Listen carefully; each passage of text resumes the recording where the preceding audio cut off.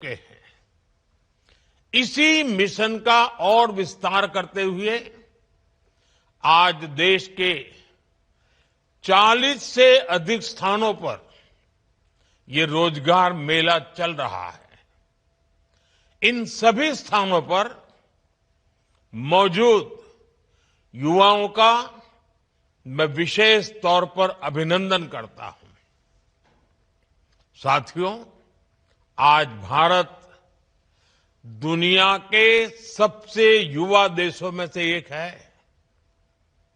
हमारी सरकार का निरंतर प्रयास है कि भारत की युवा शक्ति के लिए देश दुनिया में नए नए अवसर बने। आज भारत सरकार अनेक देशों से ट्रेड और मोबिलिटी एग्रीमेंट कर रही है। ये ट्रेड एग्रीमेंट भारत के युवाओं के लिए अनेकों नए अवसर लेकर आ रहे हैं। साथियों, बीते समय में भारत ने आधुनिक इंफ्रास्ट्रक्चर के लिए अभूतपूर्व निवेश किया है। इससे कंस्ट्रक्शन से जुड़े हर सेक्टर में रोजगार बहुत बढ़े हैं। भारत के स्टार्टअप इकोसिस्टम का दायरा भी तेज गति से आगे बढ़ रहा है। आज देश में करीब 2 लाख रजिस्टर्ड स्टार्टअप हैं। इनमें 21 लाख से ज्यादा युवा काम कर रहे हैं। इसी प्रकार डिजिटल इंडिया ने एक नई इकोनॉमी को विस्तार दिया है। एनिमेशन, डिजिटल मीडिया, ऐसे अनेक क्षेत्रों में भारत एक ग्लोबल हब बनता जा रहा है। भारत की क्रिएटर इकोनॉमी बहुत तेज गति से ग्रो कर रही है। इसमें भी युवाओं को नई नई अपॉर्चुनिटीज मिल रही है। मेरे युवा साथियों, आज भारत पर जिस तरह दुनिया का भरोसा बढ़ रहा है, वो भी युवाओं के लिए अनेक नई संभावनाएं बना रहा है। भारत दुनिया की एकमात्र बड़ी इकोनॉमी है जिसने एक दशक में जीडीपी को डबल किया है। आज दुनिया के 100 से अधिक देश भारत में एफडीआई के जरिए निवेश कर रहे हैं। वर्ष 2014 से पहले के 10 वर्षों की तुलना में भारत में 2.5 गुना से अधिक एफडीआई आया है। और ज्यादा विदेशी निवेश का अर्थ है भारत के युवाओं के लिए रोजगार के अनगिनत अवसर। साथियों, आज भारत एक बड़ी मैन्युफैक्चरिंग पावर बनता जा रहा है। इलेक्ट्रॉनिक्स, दवाएं और वैक्सीन, डिफेंस, ऑटो, ऐसे अनेक सेक्टर्स में भारत के प्रोडक्शन और एक्सपोर्ट दोनों में अभूतपूर्व वृद्धि हो रही है। 2014 के बाद से भारत की इलेक्ट्रॉनिक्स मैन्युफैक्चरिंग में 6 गुना वृद्धि हुई है। 6 गुना। आज ये 11 लाख करोड़ रुपए से अधिक की इंडस्ट्री है। हमारा इलेक्ट्रॉनिक्स एक्सपोर्ट भी 4 लाख करोड़ रुपए को पार कर चुका है। भारत की ऑटो इंडस्ट्री भी सबसे तेजी से ग्रो करने वाले सेक्टर्स में से एक बन गई है। वर्ष 2025 में टू व्हीलर की बिक्री 2 करोड़ के पार पहुंच चुकी है। ये दिखाता है कि देश के लोगों की खरीद शक्ति बढ़ी है। इनकम टैक्स और जीएसटी कम होने से उन्हें अनेक लाभ हुए हैं। ऐसे अनेक उदाहरण हैं जो बताते हैं कि देश में बड़ी संख्या में रोजगार का निर्माण हो रहा है। साथियों, आज के इस आयोजन में 8,000 से ज्यादा बेटियों को भी नियुक्ति पत्र मिले हैं। बीते 11 वर्षों में देश की वर्कफोर्स में विमेन पार्टिसिपेशन में करीब करीब 2 गुनी बढ़ोतरी हुई है।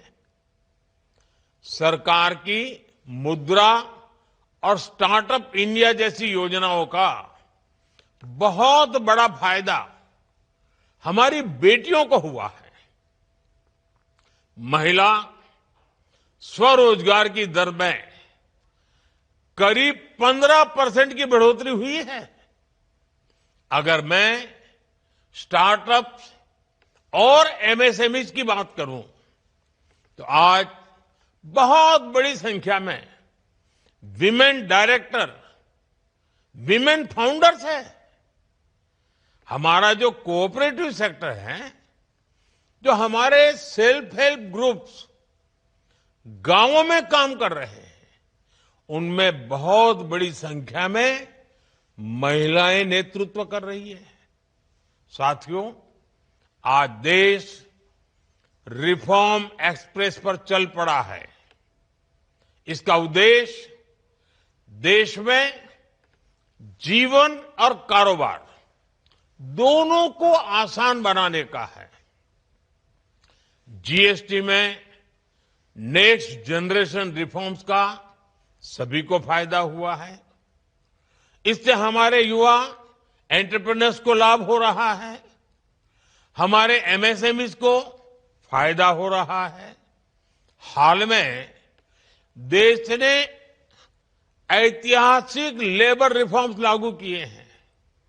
इससे श्रमिकों, कर्मचारियों और बिजनेस सबको फायदा होगा। नए लेबर कोड्स ने श्रमिकों के लिए, कर्मचारियों के लिए सामाजिक सुरक्षा का दायरा और सशक्त किया है। साथियों, आज जब रिफॉर्म एक्सप्रेस की चर्चा हर तरफ हो रही है, तो मैं आपको भी इसी विषय में एक काम सौंपना चाहता हूं। आप याद कीजिए, बीते 5-7 साल में कब कब आपका सरकार से किसी न किसी रूप में संपर्क हुआ है। कहीं किसी सरकारी दफ्तर में काम पड़ा हो, किसी और माध्यम से संवाद हुआ हो और आपको इसमें परेशानी हुई हो, कुछ कमी महसूस हुई हो, आपको कुछ न कुछ खटका हो। जरा ऐसी बातों को याद करिए। अब आपको तय करना है कि जिन बातों ने आपको परेशान किया, कभी आपके माता पिता को परेशान किया, कभी आपके यार दोस्तों को परेशान किया, और वो जो आपको अखरता था, बुरा लगता था, गुस्सा आता था, अब वो कठिनाइयां आपके अपने कार्यकाल में आप दूसरे नागरिकों को नहीं होने देंगे। आपको भी सरकार का हिस्सा होने के नाते अपने स्तर पर छोटे छोटे रिफॉर्म करने होंगे। इस अप्रोच को लेकर के आपको आगे बढ़ना है ताकि ज्यादा से ज्यादा लोगों का भला हो। Ease of living, ease of doing business, इसको ताकत देने का काम जितना नीति से होता है उससे ज्यादा स्थानीय स्तर पर काम करने वाले सरकारी कर्मचारी की नीयत से होता है। आपको एक और बात याद रखनी है। तेजी से बदलती टेक्नोलॉजी के इस दौर में देश की जरूरतें और प्राथमिकताएं भी तेजी से बदल रही है। इस तेज बदलाव के साथ आपको खुद को भी अपग्रेड करते रहना है। आप आई गॉड कर्मयोगी जैसे प्लेटफॉर्म का जरूर सदुपयोग करें। मुझे खुशी है कि इतने कम समय में करीब 1.5 करोड़ सरकारी कर्मचारी आई गॉड के इस प्लेटफॉर्म से जुड़कर खुद को नए सिरे से ट्रेन कर रहे हैं, एम्पावर कर रहे हैं। साथियों, चाहे प्रधानमंत्री हो या सरकार का छोटा सा सेवक, हम सब सेवक हैं और हम सबका एक मंत्र समान है। उसमें न कोई ऊपर है न कोई दाएं बाएं है। और हम सबके लिए, मेरे लिए भी और आपके लिए भी, वो मंत्र कौन सा है? नागरिक देवो भव। नागरिक देवो भव के मंत्र के साथ हमें काम करना है। आप भी करते रहिए। एक बार फिर आपके जीवन में ये जो नई वसंत आई है, ये नया जीवन का युग शुरू हो रहा है और आप ही के माध्यम से 2047 में विकसित भारत बनने वाला है। आपको मेरी तरफ से बहुत बहुत शुभकामनाएं, बहुत बहुत धन्यवाद।